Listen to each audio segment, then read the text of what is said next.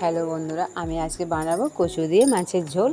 তো চলো সেটাই তোমাদের সাথে আমি শেয়ার করি। আমি 500 মাছ নিয়ে নিয়েছিলাম। তো সেটাকে আমি নুন হলুদ করে ভালো করে মেখে নিলাম।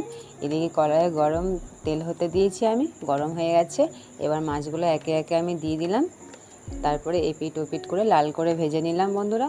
আর একটা আমার কথা বলার আছে। এক বন্ধু আমাকে কমেন্টে লিখেছে, দিদিভাই আপনি একবার গ্যাসে করেন আর একবার উনুনে কেন করেন? তো আমি সেই বন্ধুকেই বলতে চাই, আমাদের বাড়িতে সেরকম সবাই মাছ মাংস খায় না। বাড়ির কিছুজন আছে মাছ মাংস খায় না, ওই জন্য রান্নাঘরে আমরা মাছ মাংস ঢুকাই না, ওই জন্যই বাড়ির উনানেই করি। তো এবার জানা হয়ে গেছে বন্ধুরা। তো আমি সেই তেলের মধ্যে আর সামান্য একটু তেল দিয়ে দিলাম। তারপরে জিরে আর একটু তেজপাতা দিয়ে পেঁয়াজগুলোকে দিয়ে দিলাম। আর বাটা আমি মশলা রেখেছিলাম বেটে, সেই বাটা মশলাটা দিয়ে দিলাম। সেখানে ছিল আদা রসুন আর পেঁয়াজ আর লঙ্কা বাটা।